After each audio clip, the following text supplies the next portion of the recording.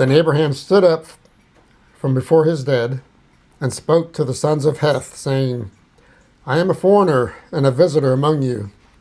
Give me property for a burial place among you, that I may bury my dead out of my sight. And the sons of Heth answered Abraham, saying to him, Hear us, my lord. You are a mighty prince among us. Bury your dead in the choicest of our burial places. None of us will withhold from you his burial place, that you may bury your dead. Okay. So, and I verified this with you earlier, that he's fixing to purchase some land that's going to belong to him anyway, or to his descendants. Yeah. And he's calling himself a foreigner. Yeah. But there's a reason for all this, and you were explaining it to me. Yeah. Yeah. So, actually, there's something, kind of an important tidbit that I forgot to mention in. Oh, good, because I like to hear new stuff. Well, we already talked about this. Oh, okay. But off camera, so for the viewers' benefit, there's an interesting thing about Kiryat Arba. If you notice in verse 2, when it says, So Sarah died in Kiryat Arba, that is Hebron.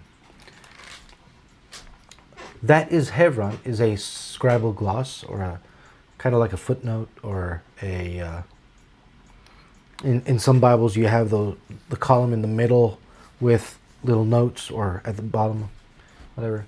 And what it's doing is, the scribe's intention when he put that there was to remind people of where they're talking about, meaning that it had been some time that people had been calling this place Hebron, that they forgot the older name. Throughout history, names change. Most famous, one of my favorite songs is Istanbul, pa Constantinople, Istanbul. It's Istanbul, not Constantinople anymore. Because, it used to be called Constantinople or Byzantium, and then the Ottomans conquered it and changed its name to Istanbul. Well, the same thing happened at Kiryat Arba. Kiryat Arba is the ancient name of the city. And there's several different explanations for the name. Some say it's because it was named after a man called Arba. And it's interesting because Arba both is a name and it means the number 4. So some say that it's named after the man named Arba, who was the ancestor of one of the ancestors of the people, the Anakim, the Anakites. Some think that it's because it's named after Anak and his 3 sons, so it goes even further back. And some think, of course, this understanding would have come later on after the conquest, and I think it's a misguided. This next one is kind of it's an interesting coincidence, and God doesn't make coincidences, but life does sometimes. Mm-hmm. But they say, oh, see, it's 4. It's the town of 4. It's because it was named after the 4 highly significant couples that would be buried there over time. Who are the couples? And we talked about this in a couple previous episodes. Abraham and Sarah are buried in Kiryat Arba. Then we have Isaac and Rebekah, and then we have Jacob and Leah buried there. Well, who's the 4th couple? The traditional belief is that Adam and Eve are buried there also, in the same cave. Don't know the veracity of it, but you know, it's something that's believed. There's, if you go there today, you can still go there. It's beautified. It's built up. You know, you don't even notice it's a cave because it looks like a building from the outside. But there are multiple tombs there that are labeled, and you can still go and see where Abraham and Sarah are buried, where Isaac and Jacob and their wives were buried. I'm not sure if you can see where Adam and Eve is buried there, but if that's the case, you Well, know, should have their names backwards. I know, right? But so why am I talking about this so much? Because there's so many little tidbits in the Old Testament, especially, that are meant by the author or by the scribe to help people understand one thing, but actually has a second agenda that is for us in this time today. And this is one of those things, because when we locate the, let's run it through like this. So today, biblical scholars that are not men of faith or women of faith, equal opportunity, right? They'll say, "Oh, Moses never existed. He's just the mythological character," and the books that are said to be written by him were actually written in the 6th century before Christ. But, you know, they weren't really written way back when we would expect them to be written in the, you know, late 15th, early 14th century. Well, actually, yeah.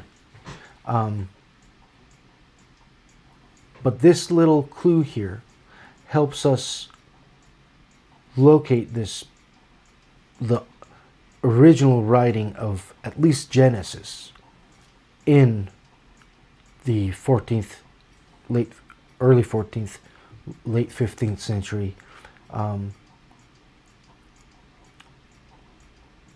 or late 15th century more likely, because if the name, as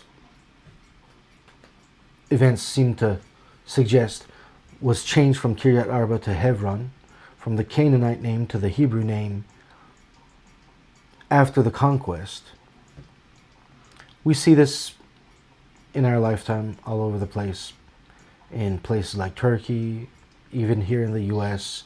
I'm sure there's other places all around the world where names change, like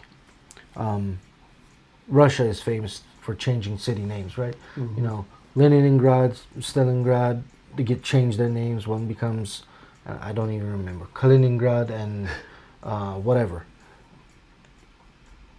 And what happens is, the first generation that conquered the land, well, they know the name, the ancient name of the place, and they'll remember it for their lives, especially those that live there, even though they refer to it in the new name most of the time. The second generation will always refer to that place in with the new name, but they'll more or less be aware of the ancient name. The third generation, more likely than not, doesn't remember anything about the previous name. All they know, all they have ever known, is the new name, and they have no reason to ever refer to the old name, because everybody else that's ever going to talk about that city is going to be talking about it using the new name. Mm-hmm. You know? So, third generation is probably when scribes would have had to say Kiryat Arba, which is Hebron, meaning, you know, I'm talking about Kiryat Arba. Well, the original author of this book wrote Kiryat Arba, but, you know, for those of you who do not remember the old name of this place, the new name, the name that you'll be familiar with, is Hebron. So it's a it serves to bring clarity, and it also lets us know that, hey, 3 generations, let's say 60 to 100 years after the conquest, people needed this reminder. And so this is it gives us a latest and an earliest potential time in which this book of the Bible could have been written. So if the scribe wrote this, okay, so if it had been more than 3 generations, even the scribes could have forgotten the original name of the place, because, word of mouth lasts only so long. And if you write it down, tablets break, parchments disintegrate or burn, decompose.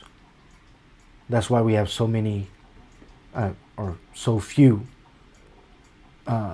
manuscripts, biblical manuscripts, or any other manuscript from any other ancient author. There's a reason why there's only so few of them. Time destroys everything. So if it was much later, the scribes would have also forgotten, and then they wouldn't have been able to write this footnote in.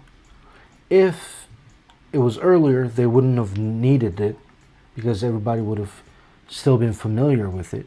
So we can safely assume that between 60 and 100 years after the conquest is when the scribe is making this notation, which means the original work would have been written. Okay, and when was the conquest? Circa 1400 BC. Let's say 1406 to be more precise, most likely. That means the scribal notation would have been made somewhere around 1300s BC, which says that, this book was written before 1400, which is exactly when we would expect it to be written, because that's when Moses was taking Israel through the wilderness. And by giving us this little hint, God is telling us about when this book was written. So scholars can have all their assumptions, because that's another thing. When scholars make comments like these, that, it was written in the 6th century BC, it's not older than that, Moses really didn't exist. It's not from archaeological evidence that they're saying that. It's from assumptions. They assume that God doesn't exist. Therefore, they assume that Moses is just a myth. Therefore, they assume, this book was only written really by scribes and, priestly caste to solidify and perpetrate their power. So it becomes a power politics thing where, again, thank you, communism, for your bovine excrement that permeates everything from gender relations to politics to everything. God, it's such an evil. I'm going to boil over again. I need to calm down.